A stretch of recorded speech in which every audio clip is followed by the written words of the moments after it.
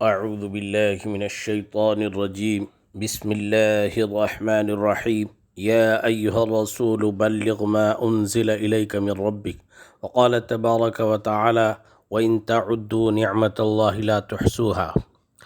معزز سامعین کرام و ناظرین کرام، السلام علیکم ورحمۃ اللہ وبرکاتہ۔ 19/5/2022 بروز جمعرات مسجد حاضہ عیدگاہ مسجد میں ایک جوڑ اور ایک مشورہ تھا، اور اللہ والوں کی آمد اور ان کی صحبت اور اس طالب علم کا اللہ والوں کی نگرانی میں کام کرنا، یہ ایک میں اپنی سعادت مندی سمجھتا ہوں۔ مفتی ابو بکر صاحب جابر قاسمی، مدرسہ خیر المدارس حیدرآباد کے، جب میں نے ان سے ارادہ کیا کہ حضرت آپ کی طرف شرح صدر ہو رہا ہے اور میں بیعت کرنا چاہتا ہوں،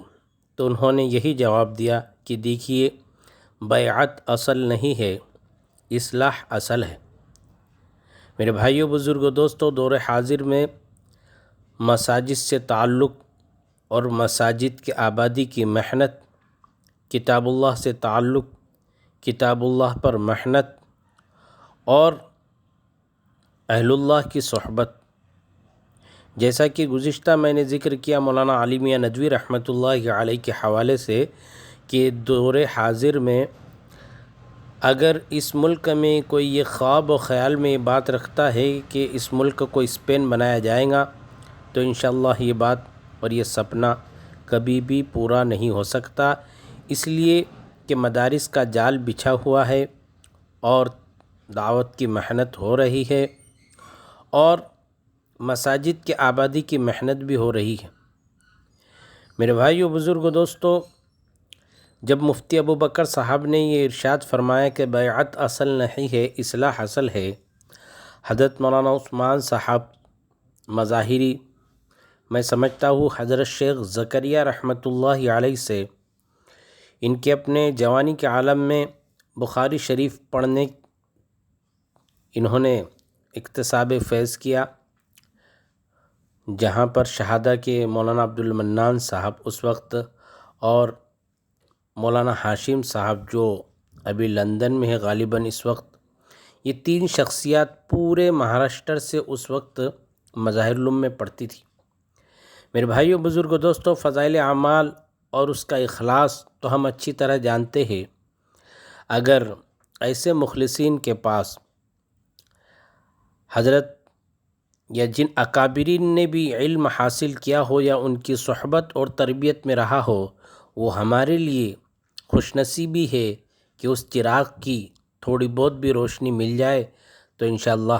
ہمارا بیڑا قیامت کے دن پار ہو جائے گا۔ میرے بھائیوں، بزرگوں، دوستوں،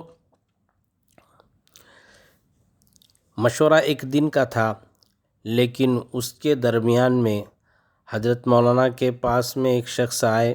اور نکاح کا تقاضا رکھا، بندہ وہاں پر موجود تھا۔ حضرت مولانا کی ایک زندگی سے ایک چیز بہت سیکھنے کو ملتی ہے کہ حضرت مولانا کبھی بھی فوٹو والی مجالس میں تشریف نہیں لے جاتے۔ جب وہ شخص نکاح کے لیے بلانے آئے تو 3 مرتبہ اس کو قریب کر کر کہ بھائی آپ نے کیمرہ تو نہیں دیکھے یا کہیں CCTV تو نہیں لگا ہوا ہے،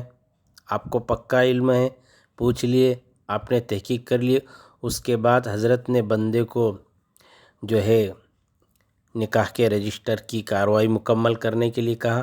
اور حضرت نے نکاح پڑھایا۔ میرے بھائیوں، بزرگوں، دوستوں، حضرت مولانا الیاس رحمۃ اللہ علیہ کی جو فکریں تھی اور جو کڑن تھی اور